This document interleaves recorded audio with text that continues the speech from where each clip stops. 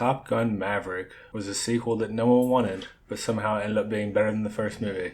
I went and saw it last night at the theater, and it was the first time in quite a while that I actually felt happy and excited when leaving the theater, which is pretty sad for Hollywood right now. It was just the first movie in so long that was just a good, fun movie, and it wasn't super serious. There wasn't any political crap. I'm excited I at least get to do a positive review finally. So there's that. Okay, so let's just get into the movie. I'm going to give spoilers, so if you haven't seen it, I would recommend you just go see it before you listen to this, but here we go. So pretty much Tom Cruise is an old pilot who's slowly on his way to being replaced by drones, and when he gets called back to Top Gun to teach, it's a bunch of Top Gun graduates who are the best ones that they have. And he needs to teach them how to dogfight for a very specific mission. And they have a bunch of different personalities. They have the selfish, arrogant pilot. They have Goose's son, who's bitter and mad at Maverick. The other ones are all kind of just different, generic but good, positive characters.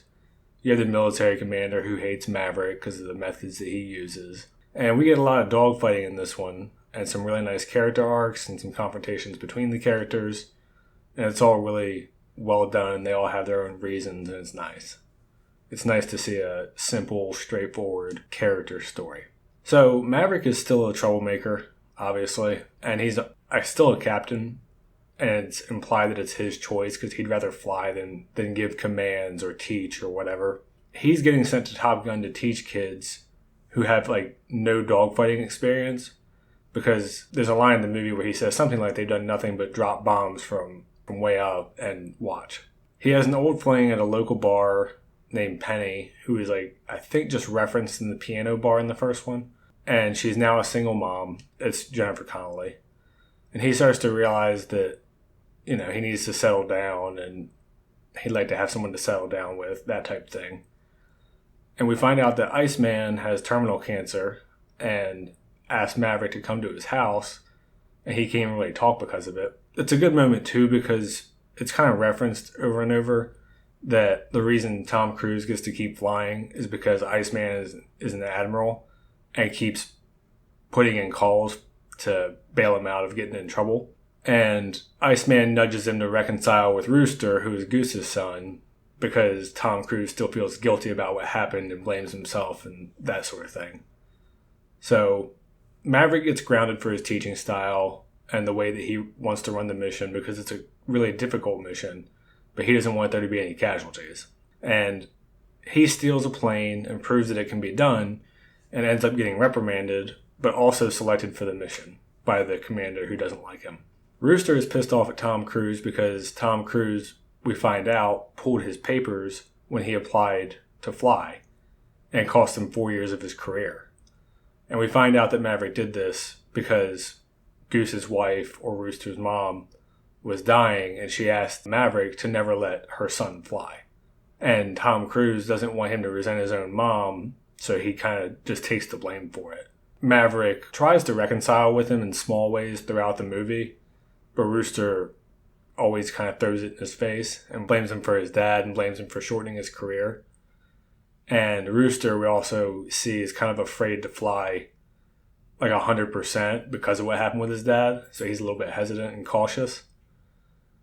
We have Hangman, who's a great douchebag in this movie, and he's the hotshot, selfish pilot who leaves his wingmen out to dry and hog the glory type thing. And he talks shit to Rooster about Maverick and Goose, and they don't really get along because he kind of calls Rooster out for being hesitant when he flies. So after Tom Cruise proves that the mission can be flown the way that he wants it to, he leads the mission and chooses Rooster and then a couple of the other pilots for the mission.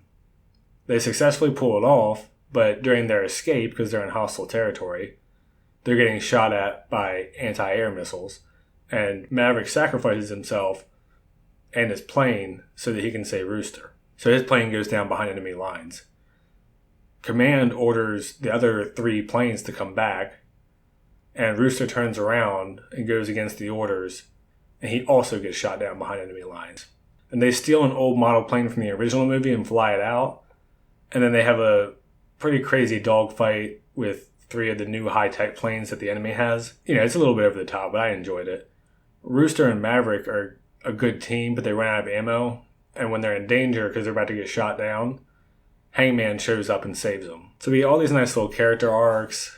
Maverick finally letting his guilt go over Goose and accepting that Rooster is a grown man, essentially, and needs to make his own decisions. Maverick accepts that he needs to settle down with somebody, who ends up being Penny at the end of the movie. Rooster finally lets go of the bitterness and resentment he had toward Maverick. We get Hangman. He saves someone else instead of being selfish and taking the glory. So Hangman and Rooster end up with a mutual respect for each other. The angry military commander is glad he chose Maverick, even though he uses unconventional methods, because everyone got home safe. And yeah, there's some nods to the original. They have a beach scene, and in the beginning, Tom Cruise rides his motorcycle next to a jet taking off, and even the end shot of the movie is kind of the same, with Rooster and Hangman shaking hands. But really, most of it is its own movie. So, it's a fun movie with good characters. There's a lot of little funny moments that don't ruin the serious moments, which is nice. There's some really cool visuals because, they're actually flying in the jets. Well, they were riding in the jets while someone else flew, but they actually did it.